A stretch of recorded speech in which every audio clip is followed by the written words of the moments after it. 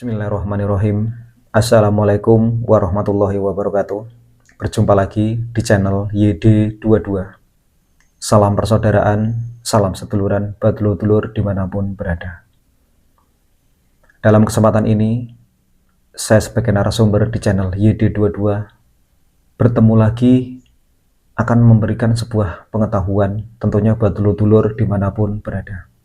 Namun, sebelum saya melanjutkan ke pokok pembahasan, yang baru menemukan channel ini di beranda YouTube, silahkan untuk di like dan di subscribe. Yang sudah subscribe, saya ucapkan banyak terima kasih. Sebelum saya memberikan sebuah pengetahuan, seperti biasa saya sampaikan badulur-dulur, jika menonton video YouTube di channel YD22, usahakan menontonlah dari awal sampai akhir, supaya dulur-dulur tidak salah paham atau tidak gagal paham. Karena biasanya jika kita menonton hanya setengah-setengah, itu akan menjadi salah paham atau menjadi gagal paham. Nah, mungkin itu hanya himbauan dari saya. Yang jelas di sini saya sebagai narasumber di channel YD22 itu akan memberikan sebuah pengetahuan. Nah, dalam hal ini di sini saya menyampaikan badulur-dulur ini tentang pencucian mori. Jadi pencucian mori esatrate. Nah, di luar sana itu banyak sekali hal-hal yang kurang pas. Nah, di sini sedikit banyak saya akan memberikan sebuah pengetahuan. Banyak sekali di luar sana ketika mencuci mori itu air dari pencucian itu banyak yang digunakan tidak sewajarnya. Contoh, di dalam pencucian mori, setelah pencucian mori, airnya itu ada yang diminum, ada yang dibasuh untuk muka, ada yang untuk mandi. Nah, ini salah kaprah. Saya tegaskan badulur-dulur, ini salah kaprah. Kenapa saya bilang ini salah kaprah? Begini dulur-dulur, coba diresapi, direnungkan di dalam diri kita. Tujuan untuk mencuci mori itu adalah untuk membersihkan, ya, membersihkan terutama di mori itu. Yang namanya mencuci mori berarti kan membersihkan mori. Nah, yang perlu digarisbawahi, air pencucian mori, ya, setelah kita guyur dari mori atau kita celupkan ke dalam air mori kita, kemudian kita angkat, pasti ada tetesan air yang menetes dari mori ke bawah. Pasti ada yang menetes. Nah, yang namanya tetesan melalui mori itu adalah kotoran. Sekalipun itu kita celupkan atau kita cuci dengan air bunga, air setaman, air kembang, ya, itu tetap kotoran. Jadi jangan pernah itu kotoran itu untuk cuci muka ataupun untuk minum, apalagi untuk mandi. Itu salah. Itu salah. Salah besar.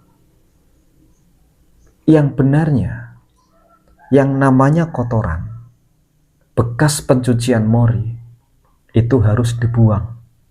Itulah yang dinamakan sengkolo. Itu yang dinamakan jelek, kotor.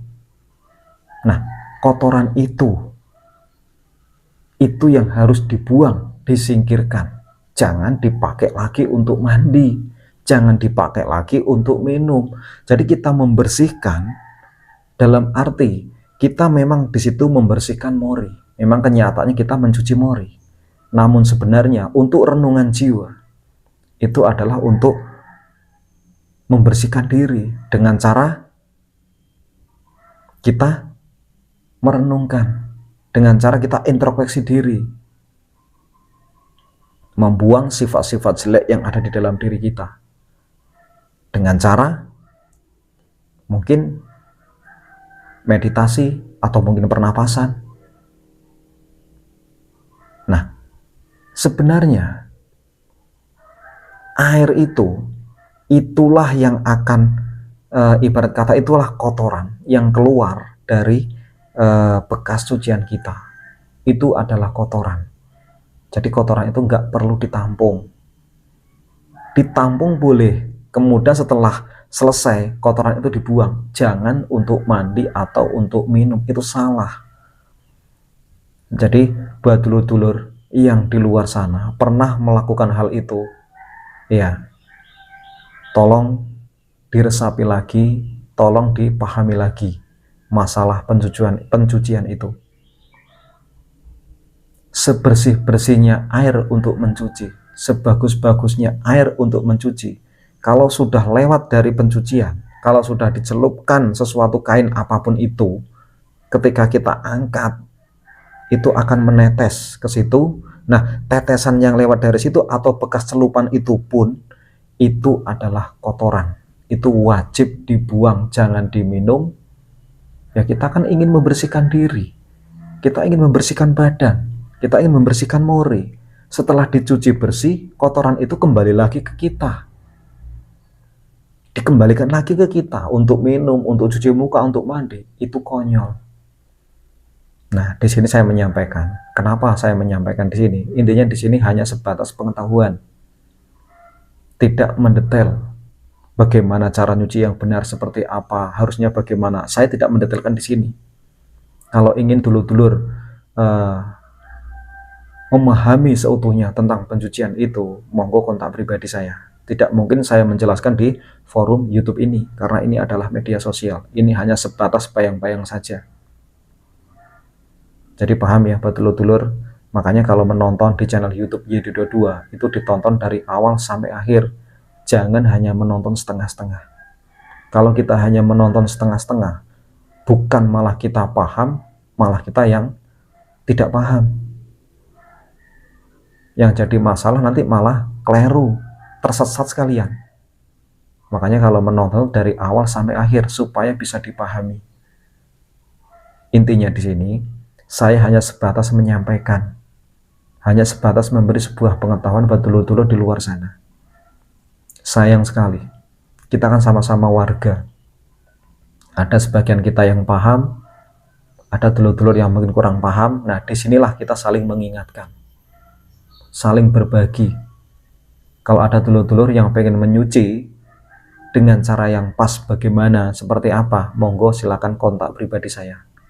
Karena WA saya itu ada di deskripsi video ini, ada di profil saya, ada itu di beranda. Jadi profil itu diklik kembali, nah nanti terlempar di beranda YouTube. Nah, di situ ada nomor saya. Kalau mau konsultasi dengan saya, intinya kalau mau konsultasi atau sharing-sharing, silahkan ikuti aturan pedoman YouTube.